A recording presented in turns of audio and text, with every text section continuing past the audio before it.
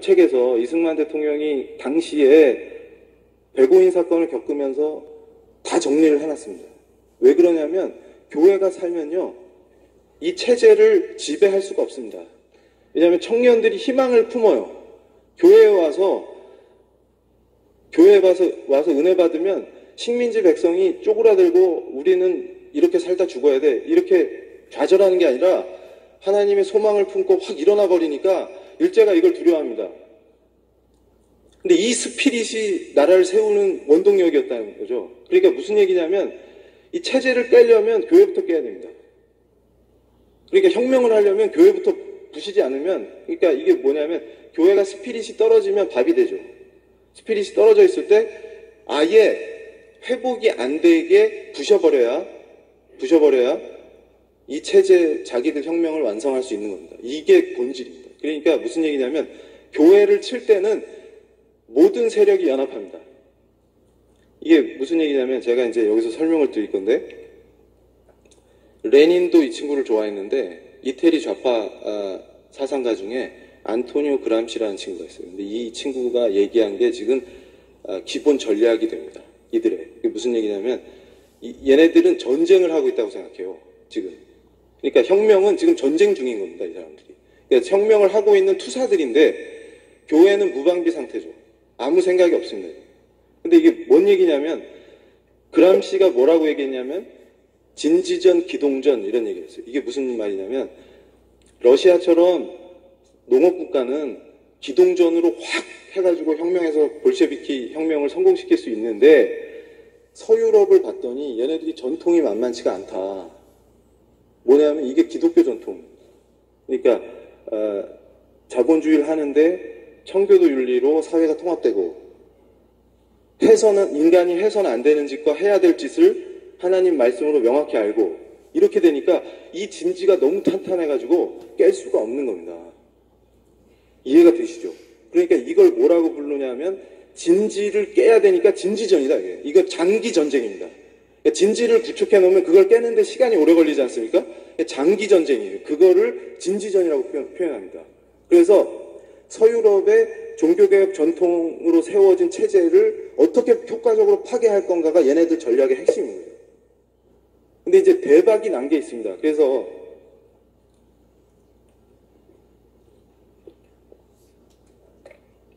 제가 흥분을 하니까 목이 자꾸 타가지고 죄송합니다.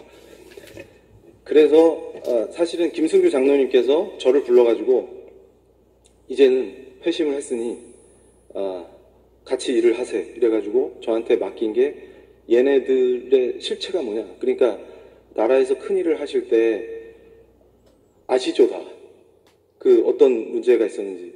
이게 정말 이자들의 실체를 보셨는데 얘네들이 뭐 때문에 이런 짓거리들을 하는지가 궁금하다. 그러니까 이놈들이 어떤 사상을 가지고 이런 짓들을 하는지 정확하게 좀 밝혀보자 이렇게 말씀을 하셔가지고 제가 장로님 말씀을 딱 듣고 연구를 해가지고 300페이지 되는 보고서를 썼습니다. 그래서 그게 이제 우리 지금 우리 동지들 있지 않습니까? 우리 울산에도 왔었던 그 동지들이 그걸로 학습을 하고 이제 체계화돼가지고 이제 우리 그때 울산 학생인권조례 이 공청회 할 때 김승규 장로님이나 여러분들이 그람시 얘기도 하고 이게 원조가 막스다 이런 얘기도 하시고 막 이렇게 이제 우리도 무장을 하죠.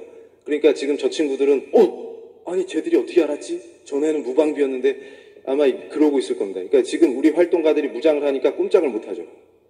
이게 학생인권조례라는 게 제가 아까 말씀드렸던 68혁명의 68 학생선언이 있습니다. 니들 그거 흉내내는 거잖아 하고 탁 치면 어떻게 알았지?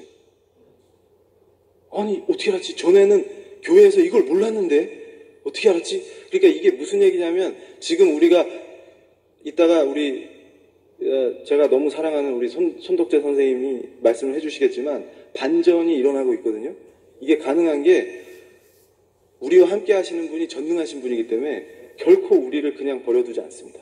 근데 이거 완전히 역전시켜가지고요. 제가 이제 뭐라고 표현하냐면 이거는 쓰나미다. 죽음의 쓰나미다. 이렇게 표현합니다. 그래서 68혁명이 뭔지 제가 정확하게 말씀을 드리면 이겁니다. 얘네들의 모토가 있어요. 혁명의 모토. 그러니까 얘네는 어떻게 하는 거냐면 명확하게 마오쩌둥이 장개석 국민당을 내쫓고 공산정권을 수립하는 이런 방식이 아니고 프랑스면 프랑스, 영국이면 영국, 독일이면 독일 이 체제는 그냥 두고 사람을 뭘로 바꾸냐면 문화로 확 바꿔버리자.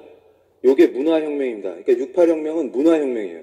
그러니까 이게 더 악랄한 것이 뭐냐면 청년들의 그러니까 사단이 말을 이렇게 생각을 넣어주죠. 요런 것처럼 청년들의 생각에 그걸 딱 주입을 하면 얘가 완전 변신합니다. 이게 무슨 말이냐면 이 젠더라는 게 인간의 성이 날 때부터 정해지는 게 아니고 생물학적으로 태어나 보니까 여자로 키워지고 남자로 키워지더라. 그러니까 남자애한테는 자동차 사주고 여자애한테는 인형 사주고 이렇게 해서 결국 키워지더라. 그러니까 핵심은 뭐냐면 여성이라고 하는 그 개념을 인간이 만들어냈다는 거예요. 문화적으로. 그래서 이건 애 낳는 도구로 전락시키고 가부장 체제를 유지하도록 핍박해가지고 지배하고 있다. 이런 거죠. 근데 이 만들어진 피어가 여성을 어떻게 해방시킬 거냐?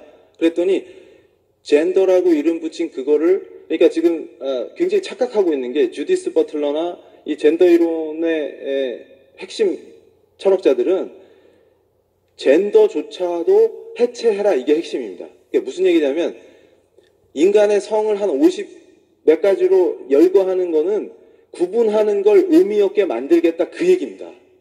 그러니까 무슨 얘기냐면 하나님이 창조하신 그 창조 질서 자체를 그러니까 제가 보세요. 복음이 인간이라면 다 받아들일 수 있는 진리죠. 그것처럼 이놈들이 뭘 공격하냐면 난 놓고 기억자도 모르는 사람이 봐도 자연이 하나님께서 창조하신 이 세계 질서가 보입니다. 제가 지난 주말에 간증 집회에 강사로 초대돼서 갔다 왔는데 그때 이 생물학 하시는 성대 강 교수님이 청중 중에 계셨는데요. 저한테 장문의 편지를 보내주셨어요. 이메일로. 그게 동물들도 자기가 과학자로서 연구를 해보니까 동물들도 이런 짓을 안 하는데 하물며 인간이 이따위 짓을 하는데 이게 지금 그래서 제가 뭐라고 했냐면 이건 죄의 본질로 가자라고 할 때 하나님께 대적하는 게 제가 처음에 그랬듯이 이게 죄의 본질 아닙니까? 이거를 강화시켜서 난 놓고 기억자도 모르는 자들에게까지 어떤 이데올로기를 주입하느냐면 하나님 같은 거 없고 인간이 모든 걸 만들어내고 구성할 수 있는 거야. 심지어는 네가 태어날 때 정해져서 어쩔 수 없는 이 성이라고 하는 것도 네가 새로 구성하면 돼. 이렇게 가르치는 겁니다. 근데 이 생각이 주입되면요. 이걸 철학적으로 싹 세팅을 합니다. 그러니까 사실은 제가 강조하는 게 목요일에 아마 그 CTS에서 동성애 톡톡 이거에 제가 패널로 나간 이유가 이걸 얘기하려고 나갔던 거거든요. 그러니까 무슨 얘기냐면 이렇게 해서 사람을 획득하는데 그 배경에는 뭐가 있냐면 모든 금지하는 것을 금지하라. 이게 68혁명의 모토거든요. 그럼 이게 무슨 말이냐면 기존에 갖고 있던 권위를 다 해체시켜라 그 말입니다. 그러니까 예를 들면 목사님이 교회에서 설교할 때 목사님 멱살을 잡고 이게 해방이죠. 학교에서 선생님이 말씀하실 때 선생님을 공격하고 여선생님을 성희롱하고 이게 해방이라는 거예요. 해방이라고 가르치는 거예요. 이게 뭔 얘기냐면 니들을 억압하고 있는 그 도덕 규범이라든지 사회 윤리라든지 이런 모든 것이 다 허상이었고 부르주아들이 지네 지배 체제를 만들기 위해서 팔아. 교회 저놈들이 자본주의 형성되는데 저 종교개혁한 놈들이 저놈들이 만든 거야. 이게 프로테스탄티즘이 자본주의야. 저놈들이 지들이 자본주의 세계를 지배하려고 그걸 만들어가지고 이게 다 허위야, 허위. 원래 하나님이라는 것도 없고 하나님이 우리한테 주셨다는 법 같은 것도 의미가 없는 거고 우리가 만들면 돼, 만들면 돼. 그리고 원래 도덕, 윤리 이런 거 없는 거야. 이렇게 가르쳐버리는 거야. 근데 여기서 결정적인 역할을 한 게 바로 마오이즘입니다. 그러니까 프랑스 좌파들이 마오이즘을 수입해가지고요. 이걸 여기다 탑재를 하니까 갑자기 폭발력이 생겼어요. 왜냐하면 이게 이데올로기라는 게요. 이론과 사상이 딱 체계를 갖춰야 힘을 발휘합니다. 그러니까 성경 말씀을 읽고 체계화하는 것처럼 얘네들도 그렇게 해버린 거예요. 그래가지고 그걸로 유럽을 확 휩쓸어가지고 68년도에 도쿄대학이 불타잖아요. 그게 바다를 건너서 일본까지 휩쓸었던 게 그게 68혁명입니다. 그러니까 얘네들이 지금도 뭐라고 하냐면요. 이 68의 정신은 정권을 탈취하는 건 아니었지만 세계를 변화시켰다 이렇게 표현합니다. 실제로 변화돼요. 왜 그러냐면 68혁명 정신으로 무장을 하면요. 무슨 일이 벌어지냐면 기존에 자기들이 이건 하면 안 돼. 그러니까 인간이 하나님 안 믿는 이교도들조차도 양심이 있기 때문에 인간으로서 차마 이 짓은 못하겠다라고 하는 이 라인을 무너뜨려 버리는 겁니다. 그럼 이제 무슨 일이 벌어지냐면요. 이렇게 돼가지고 젊은이들이 미쳐가지고 파리가 완전히 무법천지가 돼버렸어요. 독일도 마찬가지고. 그러니까 심지어는 이 네오막시스트 교수님이 강의를 하는데 여학생이 교수님이 혁명에 적극적이지 않다고 나와가지고 강의하고 있는 노 교수님, 그 아도르노 교수거든요. 이 사람이 프랑크푸르트 학파 네오막시즘의 핵심 인물입니다. 이 양반을 넥타이를 잡아가지고 강제 키스를 해버려요. 여학생들이 와 좋아하고 얼레리 꼴레리 이러면서 이게 68 정신이에요. 이게. 그러니까 이게 어디서 왔나 보면 중국의 문화혁명이 스승을 죽이는 거 아닙니까? 홍위병들이. 이해되세요? 지금 상황이? 이걸 여기다 탑재해버린 거예요. 거기다 뭐가 있냐면 음란하고 퇴폐한 문화 중에 히피 문화가 애들이 캠프를 열어가지고 같이 모이면 여기서 집단 섹스를 벌이고 마약을 먹고 이런 애들입니다. 그래서 지금 보면은 이 68 정신의 히피 애들은 자기가 부모인데 초등학생 자기 자녀가 자기 집에 데려와서 부모가 있는데 지방에서 성관계하는 걸 용인하는 인간들입니다. 그 정신으로 세계를 바꾸자 했는데 그 자들이 성장해가지고 그때 그 젊은이들이 성장해가지고 유엔을 장악해버립니다. 그래서 지금 인권 패러다임을 얘네들이 바꿔요. 그러니까 이건 정말 목사님들이 아셔야 되는 게 원래 인권 패러다임이라는 게 인간의 존엄성으로부터 인간의 권리를 추론하는 방식인데요. 인간이 왜 존엄하냐고 물으면 답할 길이 없습니다. 그래서 하나님께서 그분의 형상으로 창조했기 때문에 존엄하다 이렇게 가는 거예요. 그러니까 권리가 필요한 거죠. 그리고 거기에 종교개혁을 거치면서 하나님 앞에 모든 인간이 평등하다는 게 이게 합쳐지면서 근대 인권 체계가 만들어졌어요. 이거 매우 훌륭한 체계였죠. 근데 얘네들은 뭐라고 하냐면 이론적으로 설명을 못합니다. 니들이 얘기하는 인권 이론의 이론적 근거가 뭐냐 이렇게 물으면 궁색해요. 그러면서 한다는 얘기가 일단 당연하다고 전제하고 갑시다 이렇게 해요. 그러니까 존엄하지 않으면 권리가 필요 없거든요. 그러니까 이게 무슨 얘기냐면 존엄하게 만들어주신 인간이 존엄하지 않은 짐승만도 못한 존재로 전락시키게 하는 걸 얘들은 인권이라고 부르는 거예요 지금. 근데 이게 쫙 퍼지면요 제일 먼저 벌어지는 현상이 교회가 다 죽습니다. 왜냐하면 교회가 지금 스피릿이 떨어져 있어요. 청년들이 떠나고 있습니다.